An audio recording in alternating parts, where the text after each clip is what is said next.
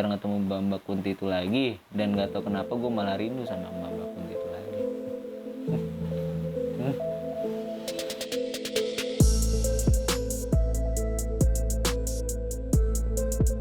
Yo, what's up? Kembali lagi bersama dengan gue, Mail. Welcome to comeback. This is my channel, sobat kecil. Oke, cuy, gimana kabar lu hari ini? Semoga sehat-sehat selalu, semoga diberikan umur yang panjang, dan semoga apa yang disemogakan, semoga tersemogakan. Amin. Ini gue mau ngucapin selamat tahun baru Islam, terutama buat gue sendiri nih. Gue sangat senang sekali gitu bahwasannya gue dikasih umur bisa sampai tahun baru di selanjutnya, dan alhamdulillah banget sih. By the way juga ya, balik lagi di konten sobat cerita horor, di mana di setiap malam Jumat gue bakal membacakan sebuah cerita-cerita.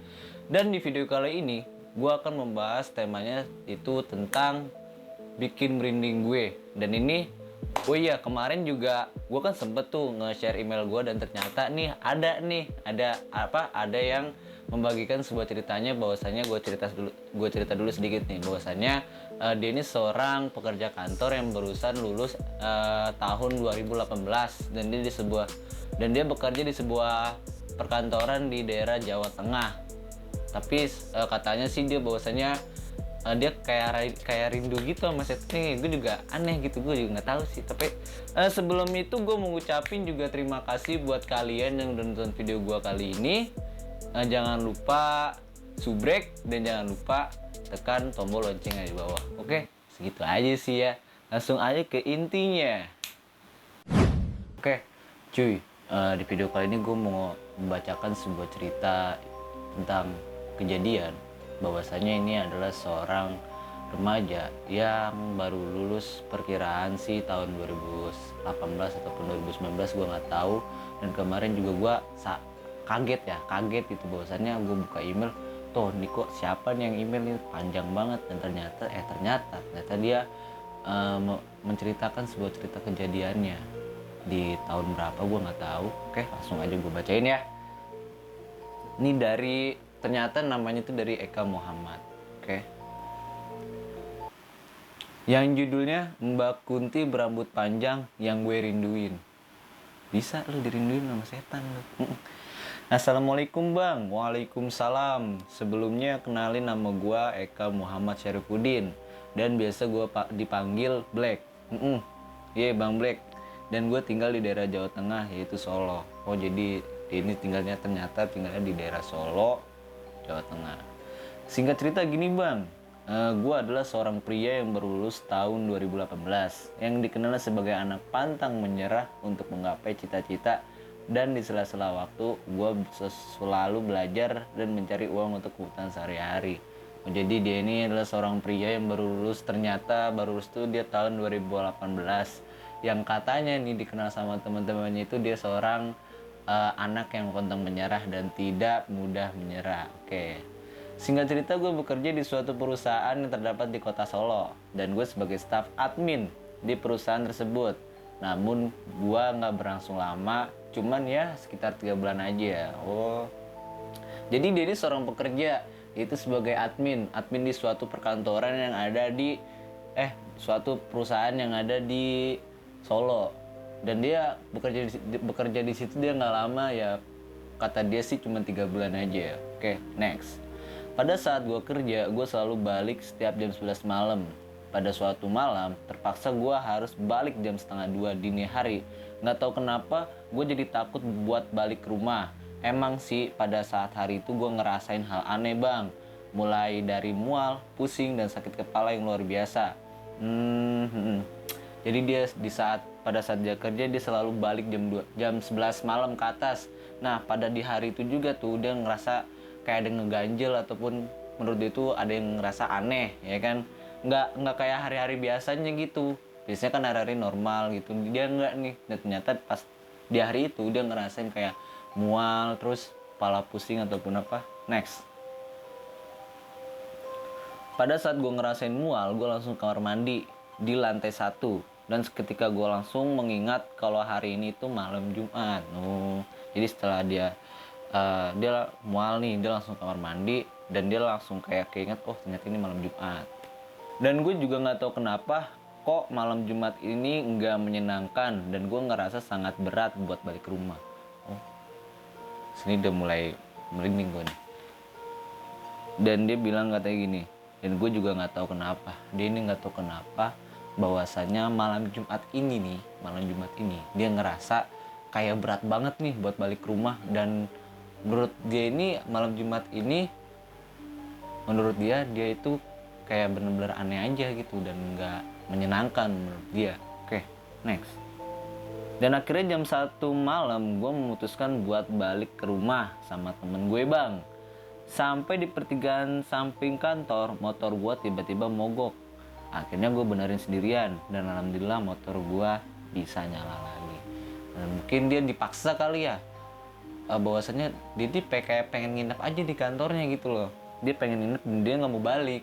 Dan akhirnya dipaksain buat balik, cabut dari kantornya sama temennya tuh. Dan pas di pertigaan jalan, motor dia tiba-tiba mogok. Dia benerin sendiri dan akhirnya dia bisa nyala. Oke. Setelah mogok motor gue langsung cabut pelan-pelan bang sambil kosong pikiran gue. Gue juga nggak tahu pada saat itu gue mikir apaan. Dan setelah gue sampai di jalan X, anggap aja nama jalannya, gue nabrak sebuah mobil dari belakang. Oh. Jadi kayak bengong begitu ya, kayak pikirannya kosong aja gitu. Apalagi ya lumayan kondisinya, situasinya kayak gelap, terus kagak ada temen. Dia sempet, berarti lu mungkin sempet ini ya apa? Sempet pisah juga sama temen lu ya?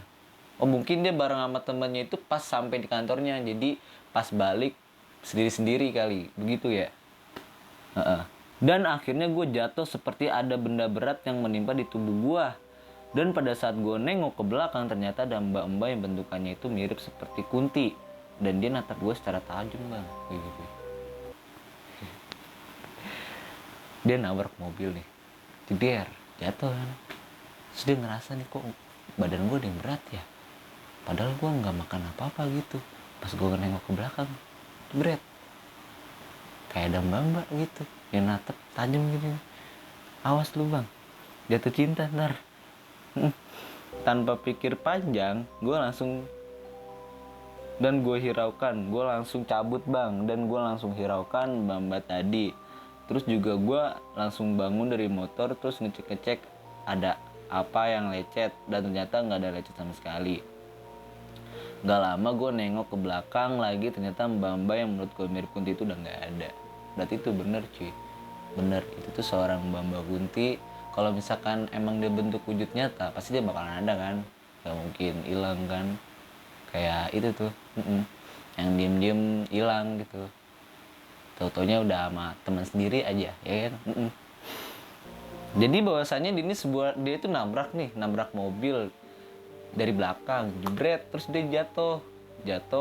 Terus dia ngerasain badannya kayak yang berat. Pas dia nengok ke belakang ternyata ada seorang mbak yang mirip Kunti.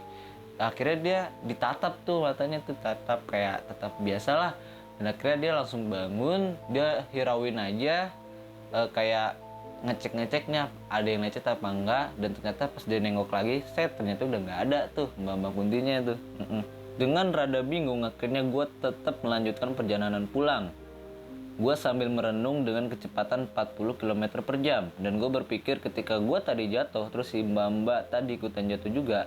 Setelah gue pikir-pikir lagi, ternyata Mbak Kunti itu pernah gue lihat pada saat 7 hari yang lalu. Oh, jadi kayak mengikuti begitu ya. Dan pas dia pikir-pikir lagi nih, ternyata sosok seorang Mbak itu pernah dia lihat juga tuh waktu pas seminggu lalu atau perkiraan 7 hari yang lalu tuh.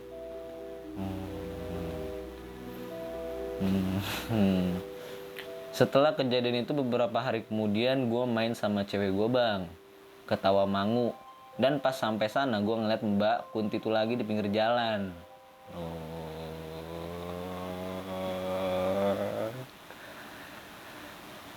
Tanpa pikir panjang dan basa-basi, akhirnya gue memutuskan buat resign dari pekerjaan gue. Bagus lah cuy, daripada lu digangguin mulu ya kan. Kalau misalkan lu digangguin, lu enjoy aja mah bebas sih, terserah lu juga. Cuman ya itu mah balik lagi ke orangnya sendiri ya. Oke. Setelah gue resign, akhirnya gue nganggur dan gue sambil belajar mengikuti SBMPTN 2021. Oh jadi mungkin dari 2018 dia pas lulus sekolah, dia emang pengen berkuliah banget.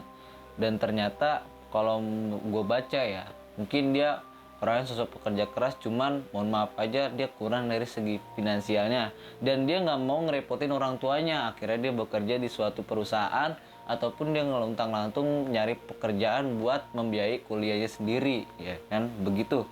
Dan akhirnya dia udah resign, dia cabut, terus dia mengikuti SBMPTN 2021. Berarti tahun ini banget nih ya, gokil. Dan gue bertekad akan kuliah di mana aja jika gue nggak dapat SBMPTN. Bagus cuy. Yang penting gue kuliah sambil menentukan minat dan bakat di bidang fakultas yang gue ambil. Bagus cuy, bagus, keren cuy, parah. Yang gue suka itu lo pantang menyerah dan nggak mudah mengeluh sih. Gue lihat nih, gue baca-baca juga lu nggak ngeluh-ngeluh banget. Bosnya kalau ada sesuatu yang tadi itu tuh ada liat mbak lu langsung ngirauin aja kan, nggak langsung kemana-mana begitu ya kan. Setelah gue keluar dari pekerjaan gue udah jarang ketemu Mbak Kunti itu lagi. Dan gak tahu kenapa gue malah rindu sama Mbak Kunti itu lagi.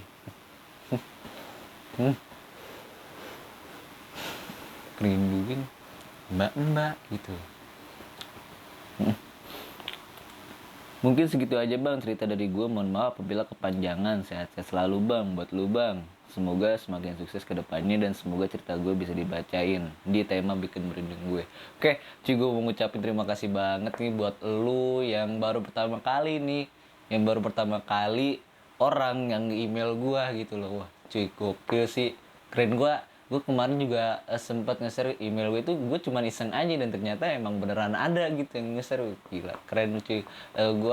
Gue cuma bilang makasih lo ya, gue kayak gini aja gue udah seneng banget gitu. Lo nggak usah yang aneh-aneh dah, lo nge-share email atau berbagi cerita terus gue bacain di sini juga gue udah seneng banget cuy, parah. Udahlah, cerita lu menurut gue keren cuy. Dari lu seorang pekerja keras, lu orang yang pantang menyerah, dan lu kalau ada suatu mistis lu biasa aja ataupun menghiraukan banget ya, keren sih menurut gue. Jarang lo orang-orang kayak gitu loh, beneran. Oke, mungkin segitu aja kali ya untuk video gue kali ini. Mohon maaf nih apabila ada perkataan dari gue yang belibet dan apabila ada perkataan gue yang kurang dipahami. Oke cuy, gue mau ngucapin juga terima kasih buat Eka Muhammad Syarifuddin ya, kalau nggak salah dari Solo. Oke, salam-salam buat keluarga lu di sono, terus juga salam-salam kalau lu masih sama cewek lu juga salamin buat cewek lu ya. Semoga lu sukses juga gitu loh. Oke cuy, terima kasih buat kalian yang sudah nonton video gua kali ini. See you next time. Peace. Enjoy.